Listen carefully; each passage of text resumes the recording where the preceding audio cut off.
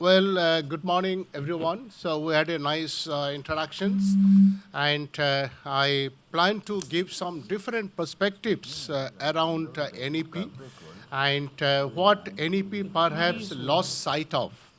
So this IMC, the IMC's this theme or ethos this year has been the business value creation in the age of disruption. So when we talk about business value creation, so this value creation model itself has changed. Like from the linear value creation model, where you primarily focus on optimizing your internal resource. Now it has moved to non-linear value creation model, where you primarily orchestrate the resources outside of your control. Okay? So here comes the ecosystem economy. So this is how we see the Uber of the world, rising so fast, rapidly. We saw the Amazon of the world, Google and others. So they are, maybe 2-3 of them. Their market cap is more than the GDP of India itself, which IBM and so-called other traditional companies could not reach that, this $1 trillion, that kind of a valuation, that landmark. So this is the way this ecosystem economy is driving. So today's competition is between two ecosystems, not X versus Y. So now this, how do you orchestrate the ecosystem? That is very important. So when we work out this national education policy, we have things like multiple exit, multiple entry point, but will industry accept that?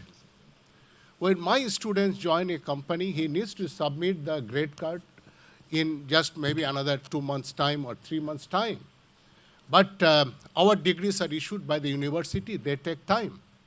So like my university has not conducted convocation for about 2 years, for whatever reasons. And many of the universities, they are in conflict with the state government. So NEP has become more of an education policy of Modi government. So if any state government is against Modi, then they are also against the NEP. And so they forget that NEP is essentially not a policy, it is an intent to the policy, an intent to make the country more innovation-led, taking the country and the education system away from the instruction-led system. So for a long time, we have seen instruction-led system. So as a result, even though we were leader in, say, IT industry, but essentially what we did, essentially it was a low-cost arbitrage destination. So people, it was just kind of a body shopping. So that is what we used to do. That is why we saw the great IT companies coming up. This IT industry did so well. We did that. But then this cost arbitrage is going away. We never had Oracle, SAP, this kind of organizations coming up here. Similarly, we missed the manufacturing bus. So China became the global manufacturing hub. Okay. So this is how it was happening. And the last education policy, if I recollect, it was in 1986. It was slightly modified in 1992. And 2020 is the other education policy. So it is 36 years.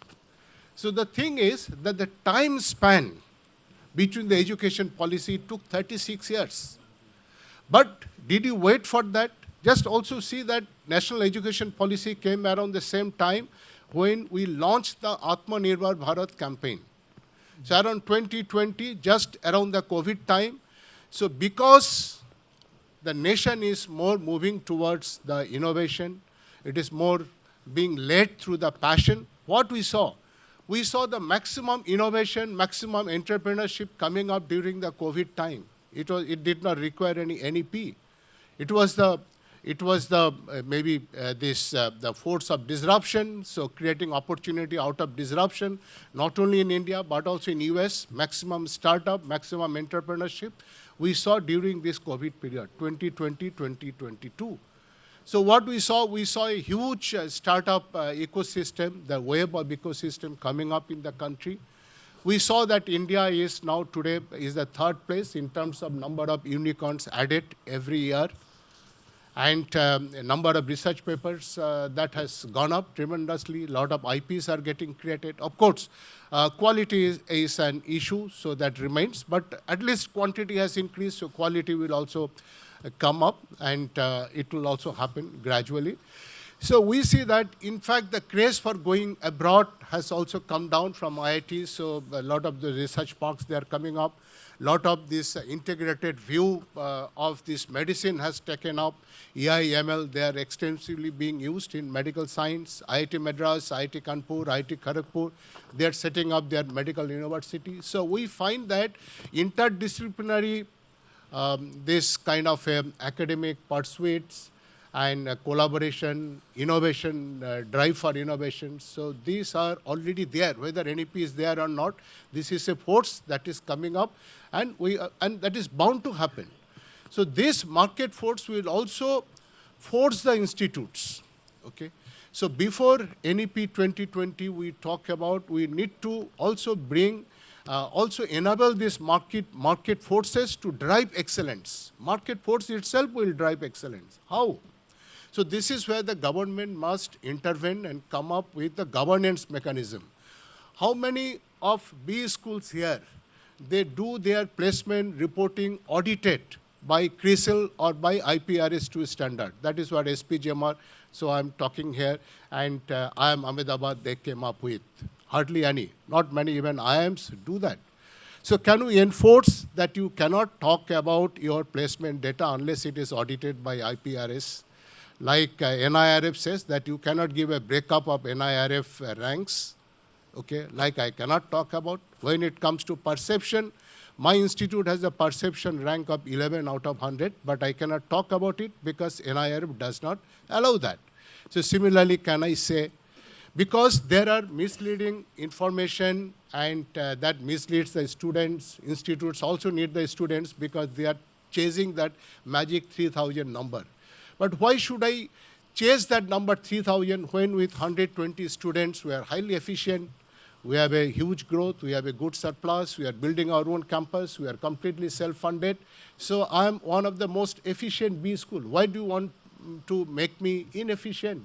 By bringing in other systems, other processes, by forcing me to take a faculty who may not be the best in class. So we need to look at all these issues. So before we talk about NEP 2020, so this governance mechanism we must bring in place. We must have the audit system of our examination.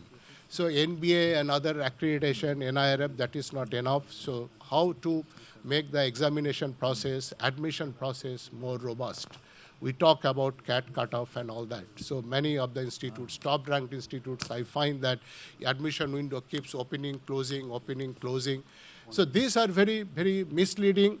And so if we stop that, then this market force itself will force the institutes to do well, to embrace quality. And in fact, before they even enroll, I even thought of having all my faculty student feedback available on the website. But of course, I faced some resistance. I didn't do it. But when students join and when they select electives, they have the right to see. Like when you go to a hospital, you see the rating of or the feedback of different doctors. So similarly, students have the right to see that this is the elective I'm choosing. So, so how good that faculty is. And when more so when we have this credit bank facility. I take students, I onboard students, but some of them, they are not able to produce their UG certificate, okay, because their university, they do not conduct convocation on time. And AICT has given a mandate that this is the last date, this is September or December, and by which date, if they don't submit the, their certificate, then I cannot allow them to continue. So these are the process-related anomalies that we need to correct. These are the governance-related issues that the government has to enforce on the institutes. And if this is done, then the market itself will take care of that. Okay? And ultimately, it is the survival of the fittest. And as I said, this, the value creation paradigm is changing, a lot of disruption is changing. So this, the gap between education policies has to also change. It has to be shortened. So 2020 we are talking about, already 3 years gone, and I can tell you by 2030 these objectives will have to be changed, will have to be revisited. So 36 years we took for the past this education policy to change, and so then maybe this 10 years is too short, too long a period, because future is not the extrapolation of the past. Future is disruption. Future is also, it keeps changing. So we must have that flexibility, and that flexibility we must build in. And I must conclude with saying that this NEP, one of the great aspect of the NEP is that that sustainability aspect, innovation aspect, and this aspect we can measure in terms of one good outcome-based measure could be the how well the institute is performing on the SDGs, or the 17 SDG that we talked about. So that element again needs to be integrated with, say, NIRF or the NBA. Of course, there are some parameters, but that has to be more stressed. So NEP is a very, very welcome change. We must work towards that, but it has several shortcomings. It does not take into account the complete ecosystem, multiple entry, multiple exit, but will the institute accept that? And not many years ago, I enrolled for my PhD at University of Madras. Then I had to establish the fact that my PGDM offered by IIM Ahmedabad is equivalent to the MBA offered by the University of Madras. So I had to get the Act of Parliament copy and got it from IMA, and something that was issued in some 65, 70 or so. So then I established. So this kind of or process-related anomalies, governance, that we need to correct. And once we correct it, then that environment will be created. Then it's like a river. It will flow on its own. Then it may not actually need any policy. It may not actually need any policy. So it will just be automatic, will be on a autopilot. But India is a vast country. We need to work on that accordingly. Okay? Thank you so much.